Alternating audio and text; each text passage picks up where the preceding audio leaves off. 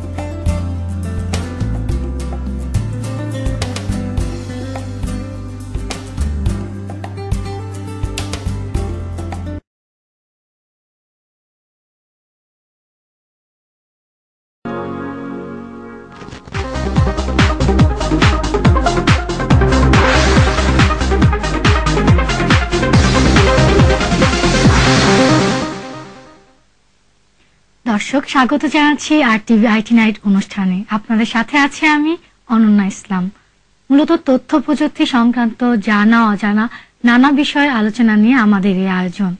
আজকের বিষয় আউটসোর্সিং, আর এই বিষয়ে কথা বলতে স্টুডিওতে উপস্থিত রয়েছেন অ্যাক্সেস টু ইনফরমেশন এটুআইয়ের প্রকল্প পরিচালক ও প্রধানমন্ত্রী একান্ত সচিব নজরুল ইসলাম খান। আলোচনা যাওয়ার আগে আমরা একটি প্রতিবেদন দেখব। তথ্য প্রযুক্তিতে ক্রমেই এগিয়ে চলেছে বাংলাদেশ। বিশেষ করে আউটসোর্সিং খাতে বাংলাদেশের সাফল্য ঈর্ষণীয়। Bangladesh association of software and information service BASIS এর হিসেব মতে 2011 সালের প্রথম 6 মাসে প্রায় $2.5 কোটি আয় হয়েছে। তথ্য প্রযুক্তির নির্দিষ্ট ক্ষেত্রে দক্ষ হওয়ার পাশাপাশি মোটামুটি ইন্টারনেট সম্পর্কে ধারণা আছে এমন যে কেউ ফ্রিল্যান্সার হিসেবে ক্যারিয়ার গড়তে পারেন। বেসিসের তথ্য মতে 30,000-এরও বেশি কর্মী আউটসোর্সিং এর সঙ্গে জড়িত।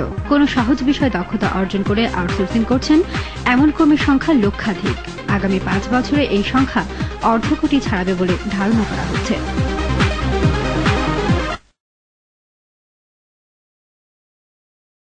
আমাদের আজকের বিষয় হচ্ছে কি আউটসোর্সিং এর টিপস এন্ড ট্রিক্স।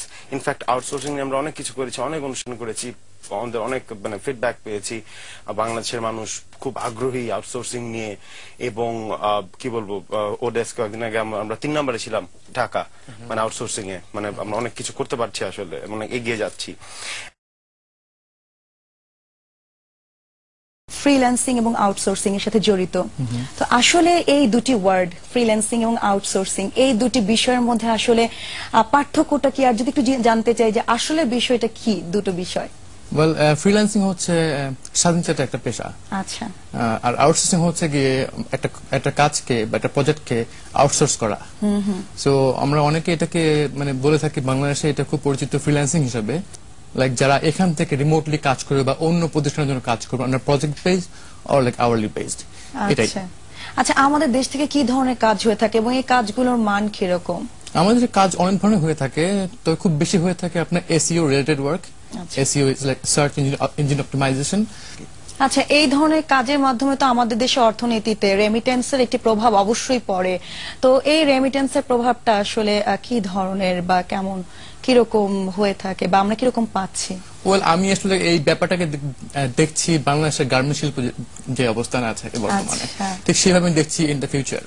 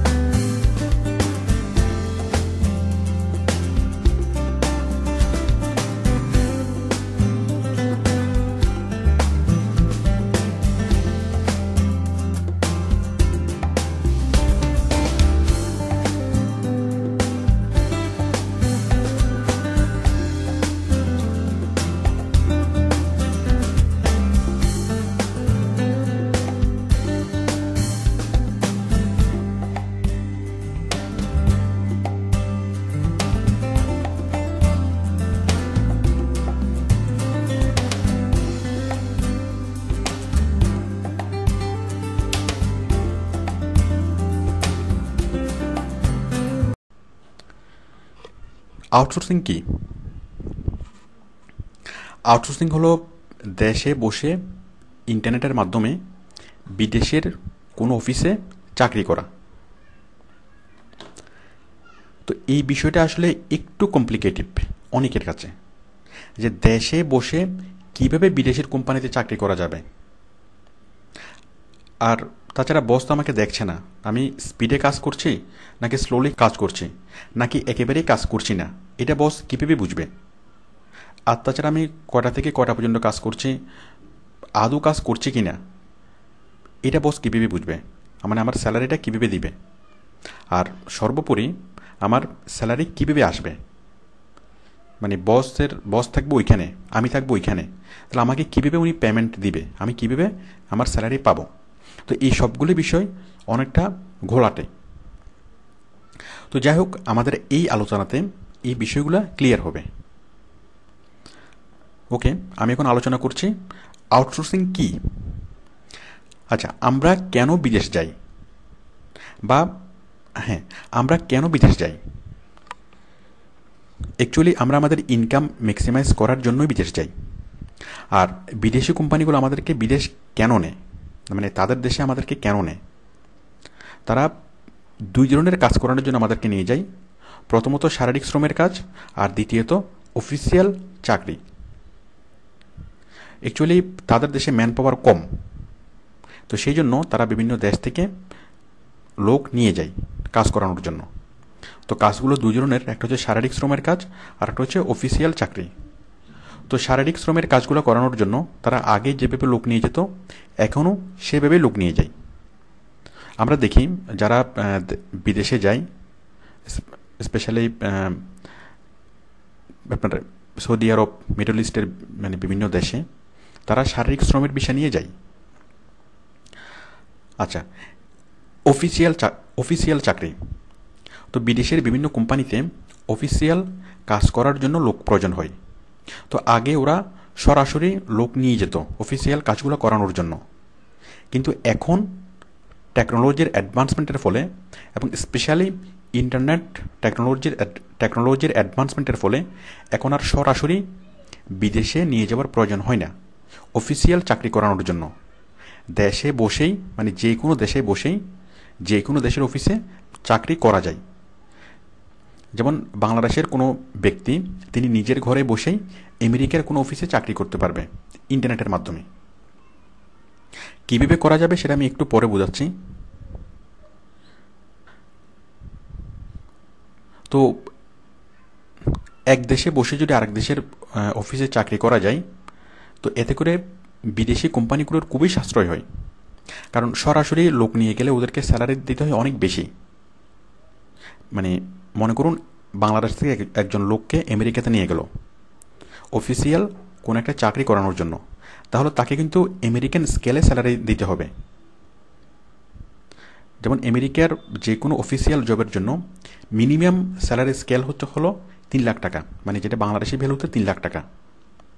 তো ওরা বাংলাদেশি কোনো মানুষকে দিয়ে ওরা সেম কাজ করাবে। ওরা 8 ঘন্টা মানে আমেরিকার অফিসে নিয়ে গিয়ে তাকে যে পরিমাণ কাজ করাতো, ঠিক সেই পরিমাণ কাজ তারা সেই এমপ্লয়ি বাংলাদেশে বসেই করবে এবং তার বিনিময়ে তারা তাকে 50 থেকে 5,500 টাকা স্যালারি দেবে। তাহলে যে কাজ করানোর জন্য, যে অফিসিয়াল পোস্টে চাকরি করানোর জন্য কোনো এমপ্লয়িকে 3 লাখ টাকা স্যালারি দেওয়া লাগতো, সেই একই কাজ তারা মাত্র 50,000 টাকায় করাতে পারছে। মানে আমেরিকার ওই বস বলবে যে তুমি তোমার দেশেই থাকো, তুমি আমার এখানে আসার দরকার নেই, তুমি তোমার দেশে বসে আমার অফিসের জন্য চাকরি করো, কারণ আমি তোমাকে প্রতি মাসে 50,000 টাকা দেবো। তো এতে করে আমেরিকান কোম্পানিটার অনেক সাশ্রয় হচ্ছে, তাছাড়া তার ঝামেলা কম হচ্ছে।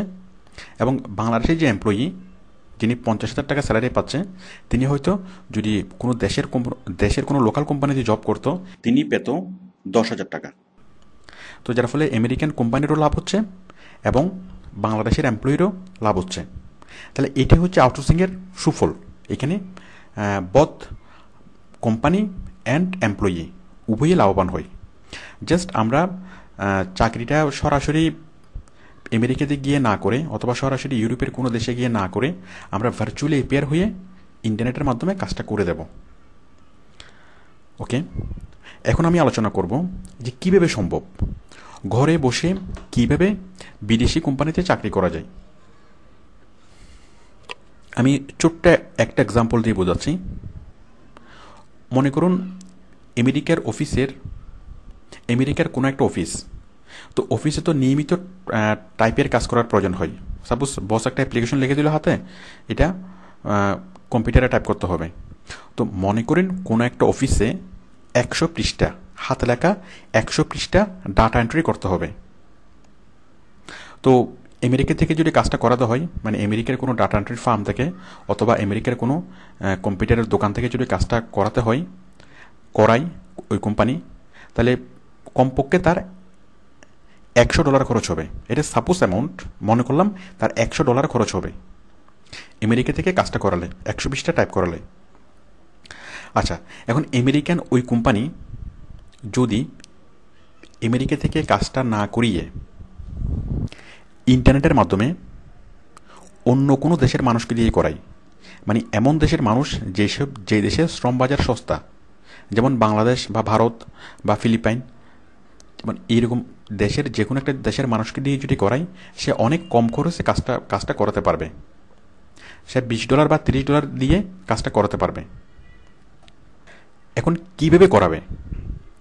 এখন সে ওই 100 পৃষ্ঠা সে স্ক্যান করবে, মানে আমেরিকান ওই কোম্পানির বস কি করবে, ওই 100 পৃষ্ঠা স্ক্যান করে বাংলাদেশের এমপ্লয়িকে পাঠাবে, মানে ইমেল করে বাংলাদেশের এমপ্লয়িকে পাঠাবে স্ক্যান কপিগুলো।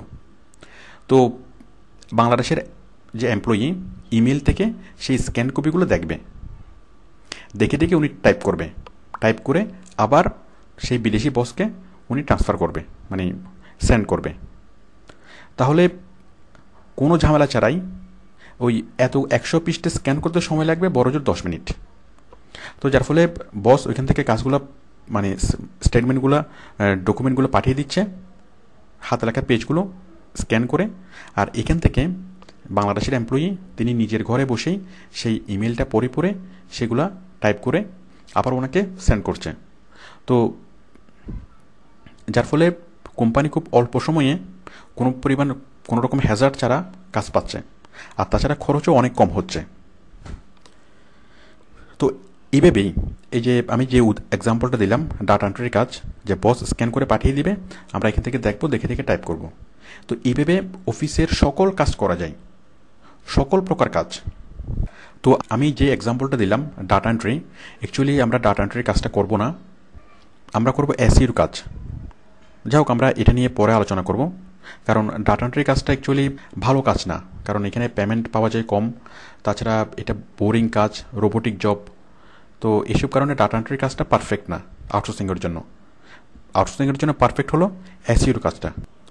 তো এইভাবে বাংলাদেশের এমপ্লয়ি তিনি নিজের ঘরে বসেই আমেরিকান অফিসের যে কোনো কাজ উনি করতে পারবে, সেটা ডাটা এন্ট্রির কাজ হোক অথবা অন্য যে কোনো কাজ হোক।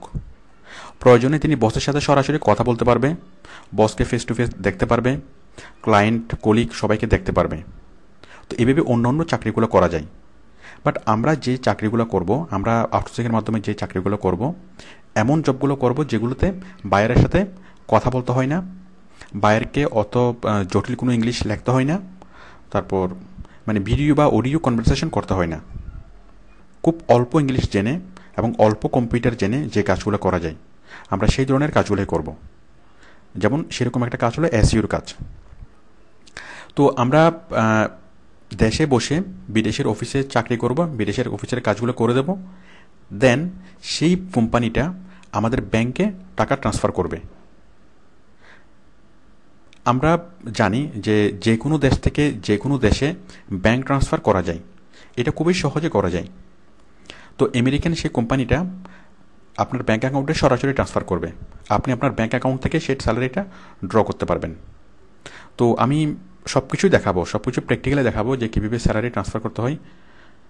ওকে, এরপর হলো আউটসোর্সিংয়ের সুবিধা। এখানে দুই পক্ষেরই লাভ হয়। প্রথম পক্ষ মানে বিদেশি কোম্পানি, তারা খুব কম খরচে কাজ করাতে পারে, আর তাছাড়া ওদের ঝামেলা কম হয়। আর দ্বিতীয় পক্ষ মানে আমরা, তো আমাদের যেটা হয়, আমরা দেশে কাজটা করে যে পরিমাণ স্যালারি পাবো তার চেয়ে আমরা অনেক বেশি গুণ স্যালারি পাই, মানে ক্ষেত্র বিশেষে 5 গুণ এবং 10 গুণ, 5 গুণ থেকে 10 গুণ বেশি স্যালারি আমরা পাই। আর তাছাড়া আমাদের সাথে যেটা অ্যাড হয়, আমাদের ক্যারিয়ারটা অনেক ডেভেলপ হয়। আমাদের সাথে অ্যাড হয় বিদেশি কোম্পানিতে কাজ করার অভিজ্ঞতা। কারণ আপনি যদি আউটসোর্সিং করেন, আপনি কাজের সাথে কাজ করবেন সরাসরি বিদেশি কোম্পানিগুলোর সাথে। তো সরাসরি বিদেশি কোম্পানির সাথে কিছুদিন কাজ করার পরে আপনার এক্সপেরিয়েন্সের সাথে বিদেশি অভিজ্ঞতা অ্যাড হবে, যেটা আপনাকে অনেক দূর নিয়ে যাবে। লোকাল কোম্পানিতে কাজ করে কখনো এই ফ্যাসিলিটিস পাওয়া যাবে না। আর তাছাড়া লোকাল কোম্পানিতে জব করলে এখানে চাকরির সমস্যা আছে, চাকরিগুলো লিমিটেড। বাট আউটসোর্সিংয়ে এখানে চাকরি আনলিমিটেড। এখানে যেহেতু ওয়ার্ল্ড ওয়াইড ব্যাপার, তো আপনি সারা বিশ্বের যে কোনো দেশে, আপনি যে কোনো দেশের কোম্পানির সাথে চাকরি করতে পারবেন। আজকে কাজ করছেন আমেরিকান একটা কোম্পানির সাথে, কালকে আবার জার্মানির একটা কোম্পানির সাথে কাজ করতে পারবেন। এখানে খুব দ্রুত সুইচ করা যায়। তবে যেটা ইম্পর্ট্যান্ট সেটা হলো আপনাকে কাজটা জানতে হবে, কাজের কোয়ালিটি ভালো হতে হবে। যদি আপনি কাজ না জানেন, কাজ না শিখেন, তাহলে এখানে কোনো লাভ নেই। বাট যদি আপনি কাজ ভালো করতে পারেন, আপনার কাজের কোয়ালিটি ভালো হয়, তাহলে এখানে খুব দ্রুত সুইচ করা যায় এবং খুব দ্রুত জাম্প করে অনেক বেশি স্যালারি পাওয়া যায়। ওকে, এরপর হলো আউটসোর্সিং কাজের আওতা। অ্যাকচুয়ালি অফিসের যত ধরনের কাজ, সকল প্রকার অফিসিয়াল চাকরি আমরা আউটসোর্সিংয়ের মাধ্যমে করতে পারি। তো এখন সকল প্রকার অফিসিয়াল কাজ, যেমন আমরা অ্যাকাউন্টিংয়ে জব করতে পারি, ব্যাংকে জব করতে পারি, তারপরে অনেক ধরনের কাজ করতে পারি। কিন্তু অন্য কাজগুলো করার জন্য খুব ভালো ইংলিশ জানা লাগে। তো খুব কোনোরকম ইংলিশ জেনে, একটা ক্লাস 8-এর ছেলে যতটুকু ইংলিশ জানে অতটুকু ইংলিশ জেনে আমরা যে কাজটা করতে পারি সেটা হলো এসইও। আর এসইও কাজটা আমাদের জন্য খুব ভালো এই কারণ এটাতে ইংলিশ লাগে খুব কম, তারপরে আপনার কম্পিউটারের অত ডিপ নলেজ লাগে না। মানে MS ওয়ার্ড, এক্সেল না জানলেও এই কাজগুলো করা যায়। যেটা লাগে শুধুমাত্র ইন্টারনেট ব্রাউজিং করা। তো ইন্টারনেট ব্রাউজিং করার জন্য ইংলিশ জানতে হবে। তবে হ্যাঁ, এখানে যদিও বা একটা ক্লাস 8-এর ছেলে যতটুকু ইংলিশ বুঝে অতটুকু ইংলিশ দিয়ে এসইওর কাজগুলো করা যায়, কিন্তু যারা খুব ভালো ইংলিশ জানে তাদের জন্য এখানে অপরচুনিটি অনেক বেশি, তারা অনেক ভালো আর্ন করতে পারে। যাই হোক, এই এসইও কাজের যে সুবিধাগুলো, এসইও কাজের ইলেভরেশন হলো সার্চ ইঞ্জিন অপটিমাইজেশন। তো প্রথমত সুবিধা হলো যে এসইও কাজ খুব সহজ, ইংলিশ লাগে না, ইংলিশ জ্ঞান কম হলে চলে, কম্পিউটার জ্ঞান কম হলে চলে, খুব সহজ, মাত্র মাস 2-এর মধ্যেই শেখা যায়। এরপর হচ্ছে সবচেয়ে এখানে অনেক বেশি পরিমাণে কাজ পাওয়া যায়। আউটসোর্সিংয়ের মাধ্যমে যতগুলো ক্যাটাগরি আছে, কাজের ক্যাটাগরি, তার চেয়ে সবচেয়ে বেশি কাজ পাওয়া যায় এসইওর কাজে। তাছাড়া কঠিন যে কাজগুলো, যেমন গ্রাফিক ডিজাইন, প্রোগ্রামিং, এই কঠিন কাজগুলো করে যে পরিমাণ স্যালারি পাওয়া যায়, এসইওর কাজগুলো করে তার সমান এবং ক্ষেত্র বিশেষে তার চেয়ে বেশি স্যালারি পাওয়া যায়। তো সেই জন্য এসব সুযোগ সুবিধাগুলোর জন্য বাংলাদেশের 90% ছেলে, 90% আউটসোর্সার এসইওর কাজই করে। যাই হোক, আমরা এই বিষয়টা আমরা ভিতরের ভিডিও লেসনগুলোতে আমরা এই বিষয়ে আরও জানব।